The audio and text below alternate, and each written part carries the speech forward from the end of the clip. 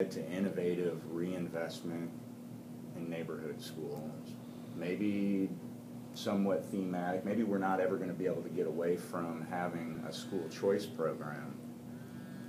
Maybe that's a good thing. Maybe I know a bunch of county kids that would really like to come into Memphis and go to school in Memphis. I do. I know a bunch of them. They hate it out there. Yeah. You know, they go to school out there at Houston or Jordan, and as soon as the school's out, they run down into Midtown. But so maybe we'd have more choices. Maybe instead of having, you know, just this narrow focus on optionals, maybe we would have some programs that were going on at other area high schools. I know a friend of mine, Sandra Upchurch, teaches at Douglas, and before she was at Douglas, she was at Fairview. And she really pushed hard to do an innovative science program that engaged the kids in local environmental justice issues and understanding the impacts of, you know, various types of pollution and air and water quality in Memphis, and, you know, its effect on people's quality of life. And she didn't really get a whole lot of support from the school board. I actually helped get her a grant at one point in time, you know, like wrote supportive letters and documents for it, but then she never really saw those resources in their entirety. A lot of them just seemed to disappear like I just was studying this morning, and out of our community development block grant funds from the 2008 to 2010 period, and it's 3-year planning. The item for youth ended up being shorted $1 million. They had projected to spend, I forget what the figure was now, $3 million, maybe $2 million. But when it actually came to the end of that 3 years, they had not spent all of that. You know, and the way those monies work is they're like lines of credit, you know, and so the government said, here, you can have this, but they didn't spend all of that. But at the same time, they used what's called a float to draw off of that total line of credit to buy a pyramid from the county, so that they could the city could position itself better to, you know, make this deal with Bass Pro. So I'm wondering, I mean, isn't that a direct relation? There was $1 million less spent on youth, and, you know, these are the things that the city of Memphis could be doing, not directly through the school system, you know, but youth programs that, you know, better nourish and. So I'm going to go to Sorry, this question. I'll run on forever. That's okay, I know. Just real quick, other two priorities so we can wrap up that question. There's the top three. Oh yeah, it's top three. We got you don't have to go de facto segregation, then you broke that down, right? And I got two more.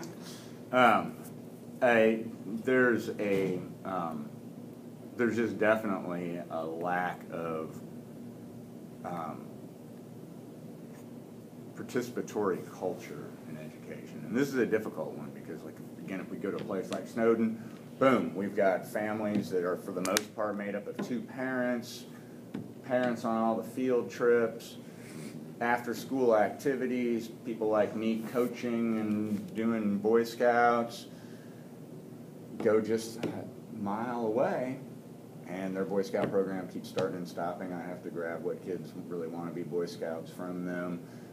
They don't have, you know, any sponsoring church giving them after-school athletic programs fielded by the parents. And again, that does relate to the fact that the best parents all go to the best schools along with their bestest kids. And the other bestest kids are left behind with, you know, they've got single moms, work 2 jobs, dads that works hard but, you know, gets done working and doesn't have time or really just wants to, you know, drink his quart of beer. And so that participation, that support, and the mentorship and the good examples of, you know, community aren't available to those kids, and I think that really impairs their learning ability. I think that without seeing how your education benefits you immediately, but also benefits your community long term, that there's not really an incentive to pursue it. What's 3? You got 3 then? The third one? I'm not sure. making them take these stupid tests all the time. The testing? Yeah. Oh my gosh, I've got Cub Scouts that have ulcers. They're in 4th grade and they have ulcers because of the pressure that's put on them by the school systems, because the school system has been forced to, kowtow to, these national standards. And it's not the best thing for the kids. Every kid is in a different environment, has different things to learn, has different interests that they want to learn about, and to force them all into, some homogenized formula. So I'm going to jump ahead to another question because you touched on it. When you were talking about the city council funding other than public education, let's move ahead to 2013. I hope it's 2013. You're on the city council, and the city has been giving the schools that maintenance of effort money. Let's say it's $70 million. Would you be in favor of rescuing that money, some of it, all of it, a portion of it, and having it go towards some form of education or programs for youth in Memphis?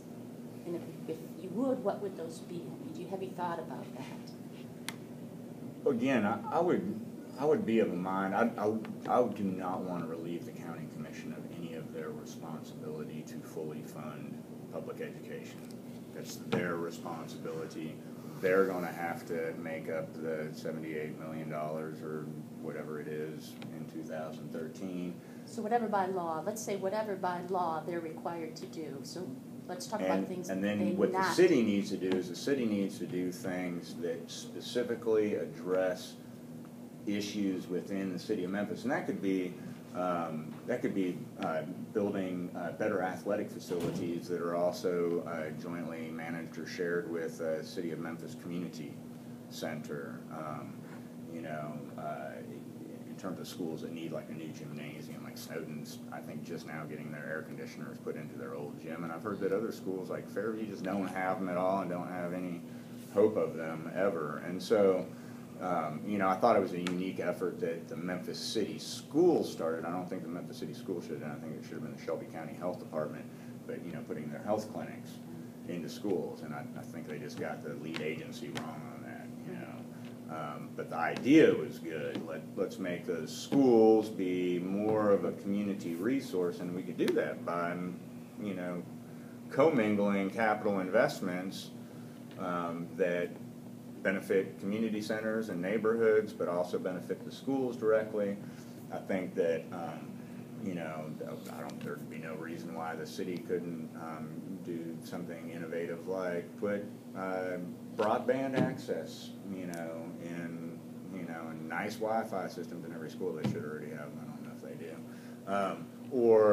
Or do something to make that available. I mean, the Comcast is doing the $9.95 a month deal or whatever now, but my gosh, they're running their lines over our public easements, like how come we can't demand that they just give every kid that gets a free lunch free internet access?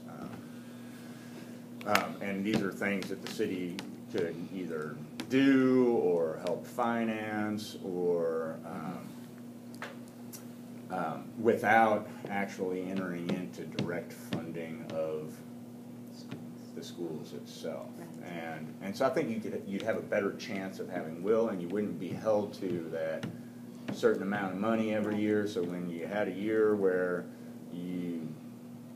if this ever happens, where you had a surplus, you could feel magnanimous and do something great that again would not only benefit students. Some people are resentful. I don't have any students. I sent my kids to private school. I want to pay more taxes to help those kids out. What about Head Start? Well, Head Start, I think we should be like pursuing every bit of money that's available for it and implementing it effectively. And I have not had time to really dig into Head Start in terms of the effectiveness and productivity of its administration in town.